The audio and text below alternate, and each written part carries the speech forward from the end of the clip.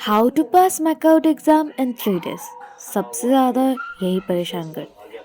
तो अगर तुम्हारे पास भी सिर्फ 3 दिन है तो ये सिंपल स्ट्रैटेजी को यूज़ करो मैकआउट एग्ज़ाम में पास करने के लिए।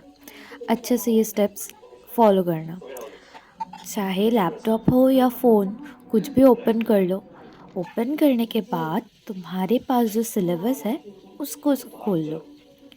सबसे पहला स्टेप होगा हमारा एनालाइज सिलेबस स्मार्टली, मतलब सिलेबस फिल्टरिंग।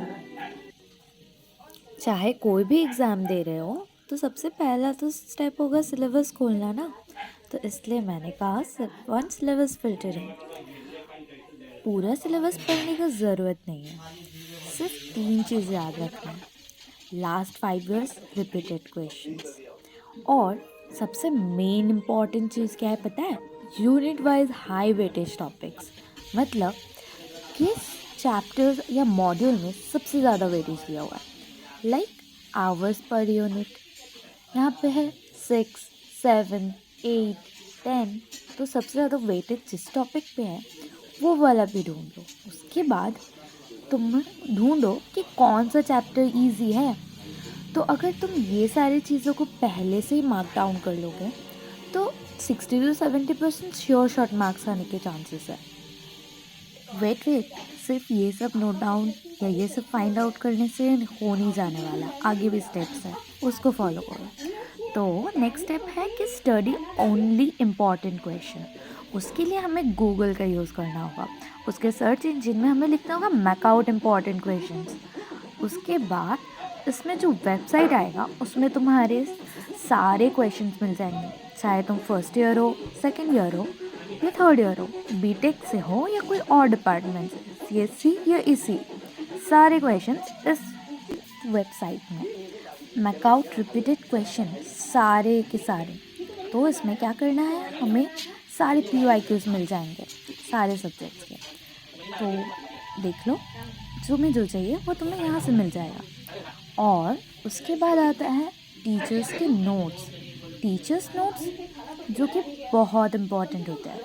हाँ, टीचर्स के नोट्स सारे कॉपी करना पॉसिबल नहीं है, तो हम लोग कुछ यूट्यूब सर्चेस भी यूज़ करते हैं। उसके बाद स्टेप 3, हमें 3 दिन का टाइम टेबल यूज़ करना होगा।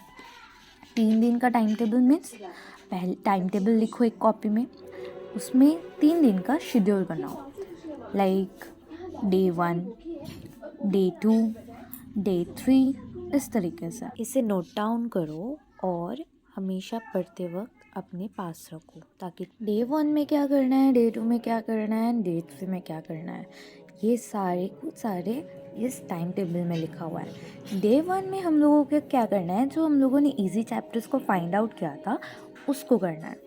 फिर डे 2 में हम लोगों को मीडियम चैप्टर्स को करना है और साथ में साथ PYQs भी फॉलो करना है। और डे 3 में सिर्फ रिविजन और साथ में हम लोगों ने जो शॉर्ट नोट्स बनाए होंगे उसको रिवाइज करना है। ये हो रहा है हमारा 3 दिन का टाइम टेबल। ये 3 दिन के प्लान को अगर तुम फॉलो करोगे तो पास करना गारंटी है बॉस। स्टेप 4 आता है make 1 page notes. 1 page notes for every chapter.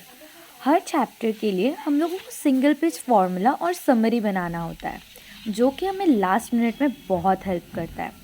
Exam के पहले जस्ट इसको रिवाइज कर लो, शॉर्ट नोट्स एंड फॉर्मूला, बस। स्टेप 5 में आता है कि हमें मैकआउट में आंसर कैसे लिखना है। एक प्रॉपर स्ट्रक्चर होता है। अगर ये स्ट्रक्चर को हम लोगों को फॉलो करेंगे तो पक्का अच्छे मार्क्स मिलेंगे। उसके लिए 4 पॉइंट्स है। पहला पॉइंट्स हो रहा है डेफिनेशन। यस, कोई भी टॉपिक का डेफिनेशन बहुत इम्पॉर्टेंट होता है, तो पहले हम लोगों को डेफिनेशन देना है।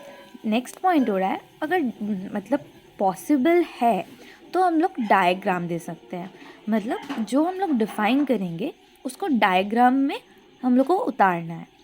फिर उस डायग्राम का थोड़ा एक्सप्लेनेशन दे देना है। इससे क्या होगा कि उन्हें पता चलेगा कि हम लोग जो डायग्राम बनाए उसका नॉलेज हमारे पास है। नंबर 4 आता है एग्ज़ाम्पल।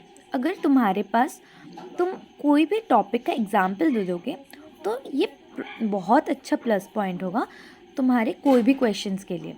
तो अगर तुम्हें कोई आंसर पूरा पता नहीं है तो बस इस स्ट्रक्चर को फॉलो करो और थोड़ा थोड़ा लिखो तो बहुत अच्छे मार्क्स आ जाएंगे.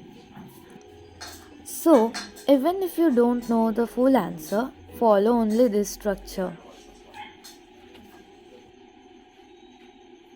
और जैसा कि मैंने कहा, डायग्राम अगर पॉसिबल है तो देना, वरना it's not mandatory, but it's good if you provide the diagram. Last step, last day strategy. बहुत इम्पॉर्टेंट पॉइंट है कि लास्ट डे हम लोग क्या करें. तो लास्ट डे सिर्फ revise only important questions. Do not study new topics. Slip 6 hours. Keep writing practice for 10 to 15 minutes. बस यही हो रहा है तुम्हारा last day strategy. Only revise करो, ओनली रिवाइज. कोई ज़रूरत नहीं है न्यू टॉपिक्स को लेकर पढ़ने का. और ज़्यादा से ज़्यादा रेस्ट करो क्योंकि नेक्स्ट दिन तुम्हें एग्ज़ाम्स देने जाना है. That's all. Follow this plan and you will pass confidently. And comment your subject name in my comment section. Thank you and all the best.